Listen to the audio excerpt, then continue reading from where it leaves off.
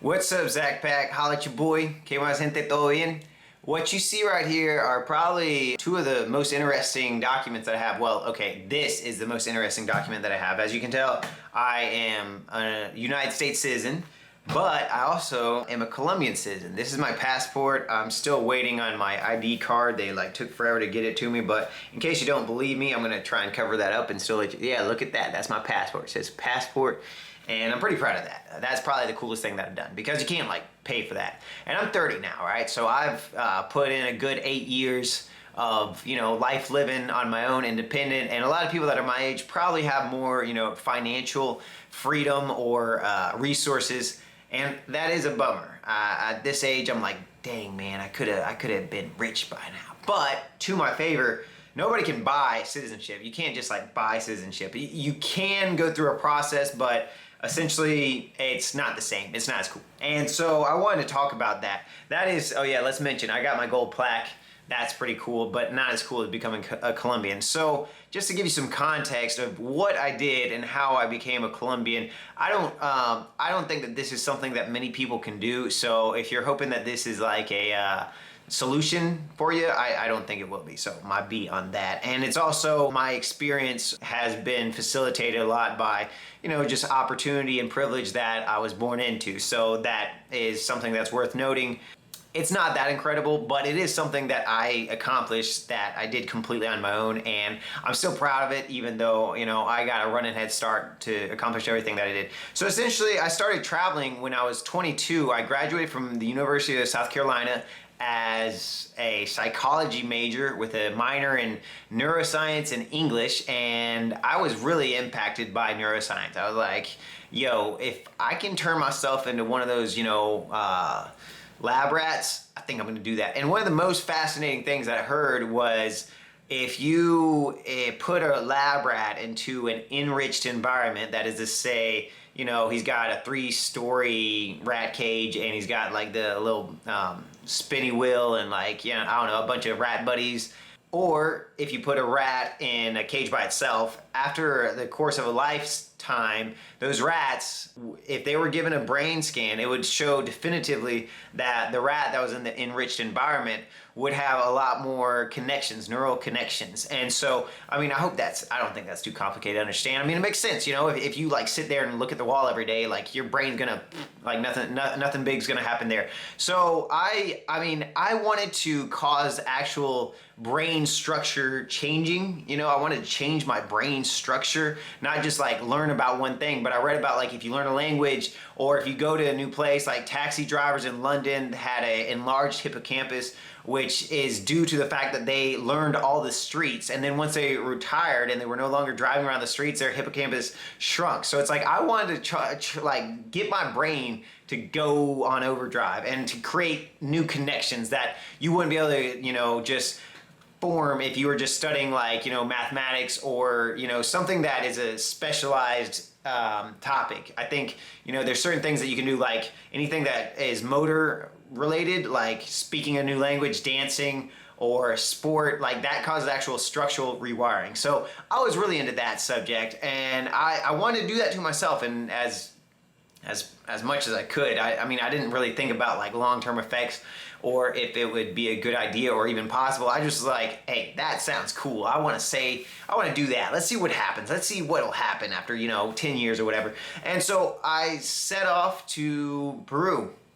First, I lived and worked in Canada after I graduated from college. I was working as a construction worker, and that was really not good because here I was with my fancy new degree, and these guys were I didn't fit in well. I wasn't the blue collar type. I never got that well received. I made friends, but it's not like I found my calling in construction. I'm not even that strong or that big, so it's it doesn't make sense for me to, I don't know, show up on a different countries' work site and be hey guys, I'm here. And they're well, what are you doing? I was oh no, I'm just, doing whatever you guys tell me to. It wasn't an ideal dynamic. I didn't really grow that much. And Canada is so like the United States, the assimilation period was very small. I was able to, I actually had friends there that helped me out. I made friends, and it's not like I had to learn a language. And then, pretty much the differences between Canada and the United States are more like the differences between, Nevada and California. It's there's not that much difference. And so I kind of like had that experience in Canada. I was like, well, I can do this. I'm not really pushing myself. If I stuck around, I could keep on going. But I mean, this seems pretty easy. Like, I'm not into it. So what I do, I was like, let's go to Peru. That'll solve my problems. And so I packed up, went to Peru, and I was just like open to whatever came my way. I went down there with a single backpack, lost my cell phone the first night. And I was there for 5 months. I bought a ticket for January 1st and then May 21st or something like that. So I literally was like, yeah, 5 months in Peru. Good idea. I had $2,000 to my name, and I realized pretty soon that it still wasn't going to be enough. So I started teaching English, and I just had like a pretty, it's like once you kind of start to assume a new life in a different country, just from one day to the other, you don't ever realize it while you're doing it, but you look back and you're like, yo, that was kind of that was like doing drugs. That was looking back on it, that's more than a movie, it's like you see a movie, and a movie it becomes a story in your head. It becomes you remember the people, unless it's your favorite movie. Most movies you see, it's I remember that actor, and I remember maybe a scene or two from the movie, but it's not something that is going to impact you. Movies are short entertainment features.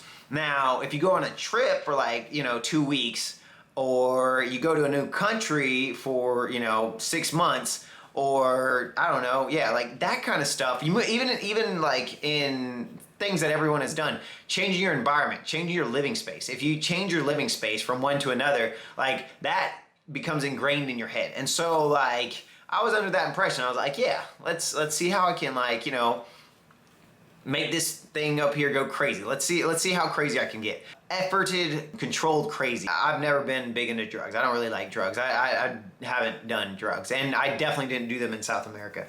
So I got there, and I was just like, yeah, let's do this. I'm young, where do I start? But there wasn't a guide that I followed. It wasn't oh, hey, why don't you work at this hostel, then get a job, and then stay at this place, and then, there wasn't a scholarship involved. It was pretty much me down there, South America. I mean, it's not too bad. If you're a white guy in South America and you look like I do, I mean, people tend to give you a, hand. People are very receptive in all of South America, and it's because they're nice people, and also because, unfortunately, the culture is kind of, it's overly welcoming to some people. I guess that's probably all over the world. I didn't realize any of this at the time. If I had, I probably would have just felt white privilege guilt and stayed at home and, wrote books or something. I don't know. But I hadn't realized that. So, I guess that's a blessing in disguise, because I was like, wow, these people are so nice. I never thought about why they were so nice, or that, repercussions of my actions, taking advantage of situation that was, inherently, I guess, not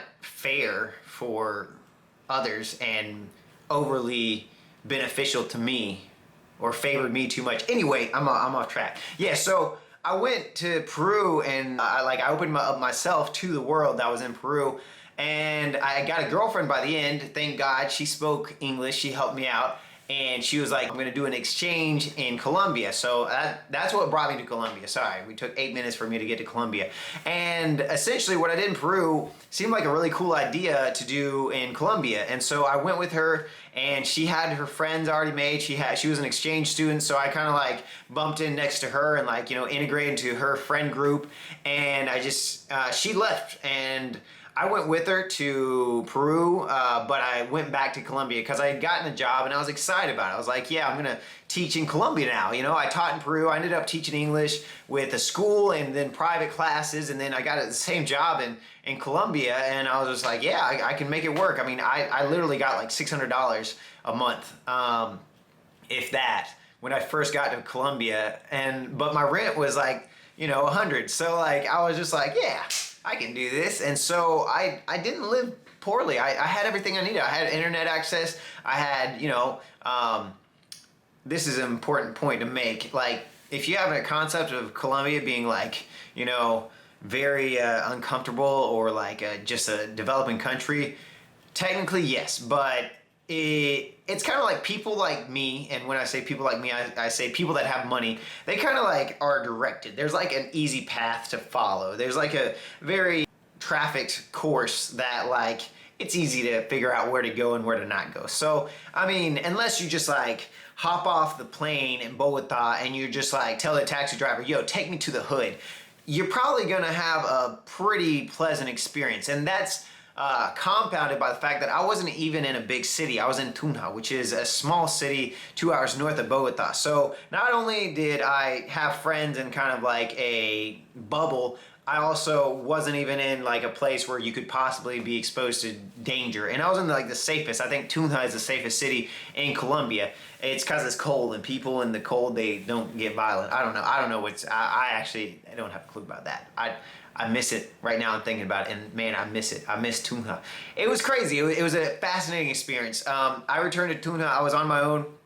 My girlfriend had left, and I just, I figured stuff out. It was like building a puzzle, building some kind of like jigsaw or like a building blocks. It's like, you're building these little concepts of your head of like these new places, and these new places become important to you. I can still remember where the university is, and and that's compounded by the fact that you're doing all this in a new language. And so I use the immersion effect to learn Spanish. I essentially just like put myself in a bunch of situations where I didn't know what was going on, but I wanted to understand what was going on. So I like was forced to listen, and I would be forced to speak, and then I'd be forced to realize that my Spanish was bad because when I spoke nobody understood me. And that kind of feedback loop, like no kisses for the guy that can't even say hey, I like you. You aren't gonna get well received. You can't, I mean you can even like get by with like people liking you because they make fun of you, but if you can't say anything, then that's just uncomfortable. I'm pretty sure I made some friends with people because like, this guy's gonna be really funny, like we can take him places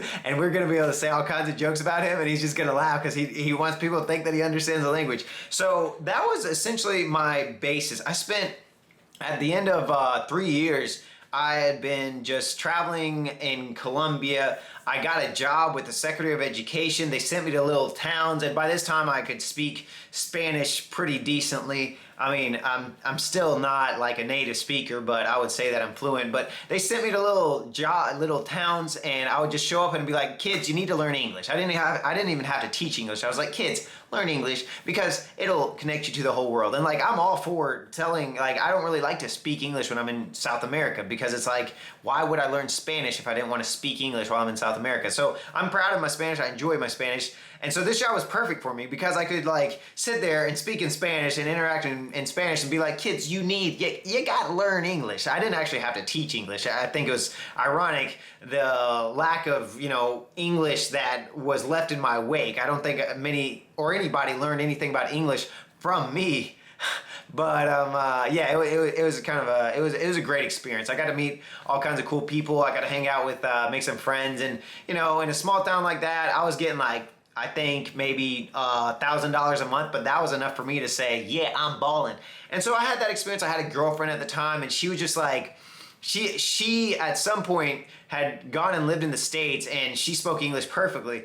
But I told her that I wanted to speak Spanish, and I think she took that to heart. I think her English was good enough, and I don't know, I think I may have like driven her a little bit crazy. Like I'm not gonna talk about my girlfriend. She was amazing for the experience. And so at the end of 3 years, essentially, to resume it all, I felt like I was a Colombian. My girlfriend spoke to me in Spanish. I went and had lunch with her family every day. I lived in an apartment, and the landlords were Colombian. I mean, all I did was hang out with Colombian people, and like I didn't just like hang out with Colombian people while I went to McDonald's. There wasn't even a McDonald's to go to. Like I would hang out at authentic locations, authentic bread stores, authentic lunch places, authentic coffee shops. Like, I tried my best, and I would wear the clothes and everything, and I did everything I could just because it was fascinating to me, and I liked it. It was something that like, I felt like everything that I did that made me feel more Colombian was good for my integration and my mental prowess, and also for my soul. And so I just kept on doing that. And I had a horrible breakup with a girlfriend, and essentially I decided to start making videos about how I loved Colombia because I couldn't talk to my girlfriend. I was very attached to her, and there's no way to like, I couldn't like, I just kept on looking at my phone being like, yeah, write me. And she never wrote me, like she wasn't gonna write me again. And so I was just like, well, I gotta do something here. And so I started making videos about how I prefer to live in Colombia instead of the United States. And I started to make these travel videos where I would go around and like, you know, just do everything that was to be done, everything that was unique to the place that I went to, because that is something that I think is very unique about Colombia. It's very regionalistic, and every region has a unique characteristic that, you know, defines a place, which is, I think, you know, you can find that in the United States, but in Colombia it's a lot more defined and it's a lot more present in the culture. It's like you don't even have to go looking for it. You just show up there and people start telling you about, like, go here, eat this, say this, talk this way, like, I mean, it's impossible to avoid, essentially. It's like if you are at all interested in learning about Colombia, you will learn about it. And so I started making these videos and I started to generate an audience, and I was just like, wow, I never thought I could do this. And then next thing I know, I saw that I was making money. I was making like $500 a month off of YouTube, and I was like, $500 a month, that's more than I was getting working with the Secretary of Education. And on some level, I started to really enjoy it. Like I found like my stride, and that's where like my, you know, spiritual, intellectual, those two like kind of plateaued at that point. And I think my ego kind of like, it was already damaged, so like I built a false bubble around it of like, I just became, I mean, it's whatever happens whenever. In Colombia, you can be a YouTuber and that makes you like a celebrity. I know in the United States it's not like that, and I think that the United States is definitely more balanced on that side of things. But within Colombia, it was just like, you know, I was just like, wow. So I had plans to start a travel company, but they were just washed away because it's like YouTube. It's like immediate gratification, money, attention. I was using YouTube to give me closure for a relationship, essentially, and I stuck with it. And I kind of regret some of the things, some of the decisions I made because, you know, I didn't give enough publicity to my travel company. I didn't spend as much time on my travel company as I should have for it to be successful now. I'm still working on my travel company, and I see my travel company as like my future as opposed to my YouTube. Like YouTube is something that's great, but it doesn't give me enough reward in and of itself for me to want to like, you know, continue investing all of my energy into that. I think that there should be a final product that's a lot more fulfilling and rewarding, because you can watch YouTube videos all day, but if you actually go to Colombia and you experience Colombia, that will have a huge impact.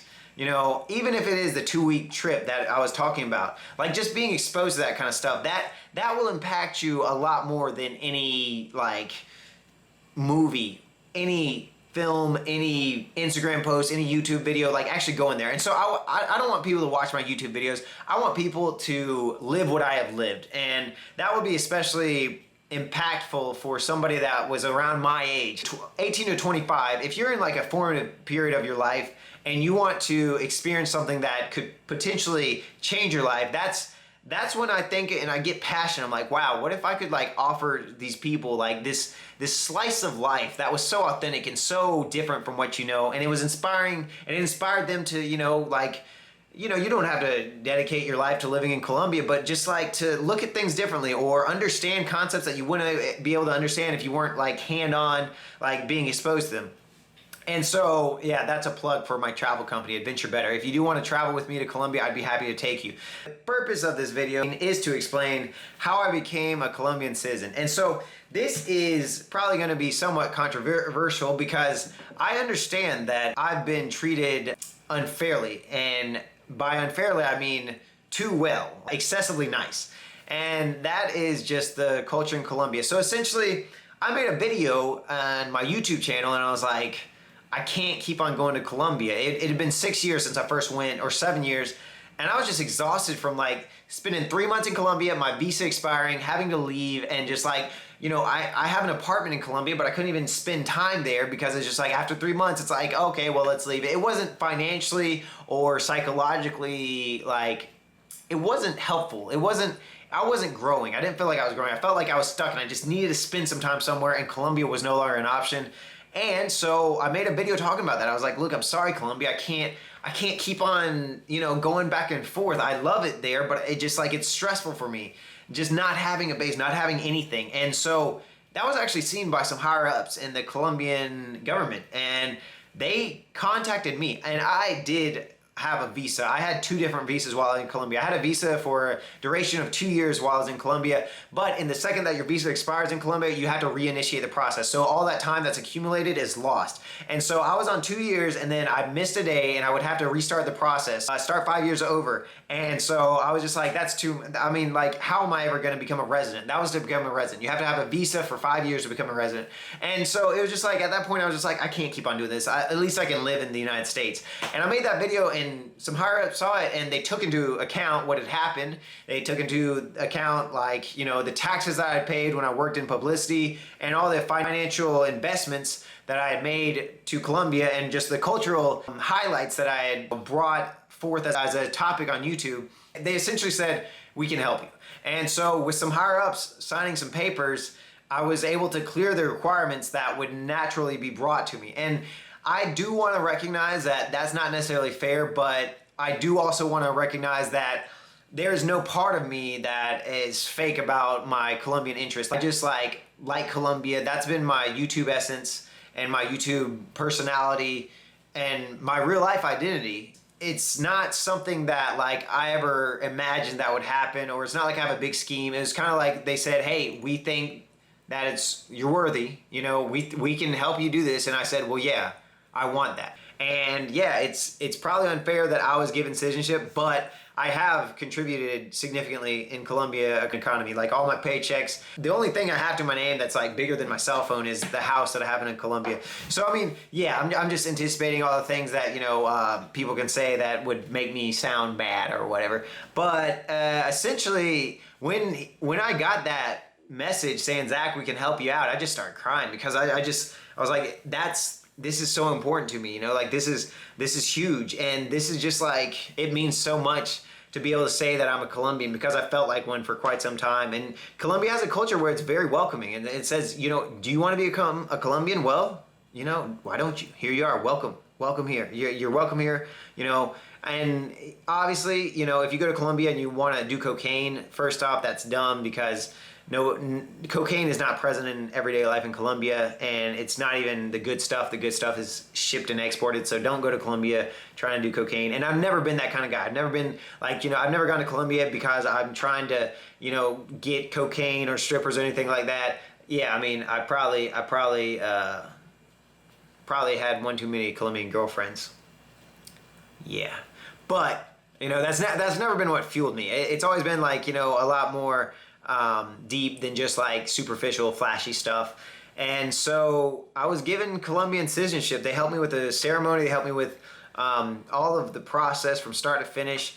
And now I have Colombian citizenship. And so that's probably like the culmination of all my, you know, life's work up until this point. You know, it might sound like a joke, but me having lived in Colombia for 8 years, to me feels like I did a master's. It feels like I did, or a doctorate. You know, like I can talk about what goes on in Colombia. I know who the people are, like the past and current, you know, political figures. I know every department. There's 32 departments. I mean, I can't just list them off the top of my head, but like I'm familiar with it. I've been all over.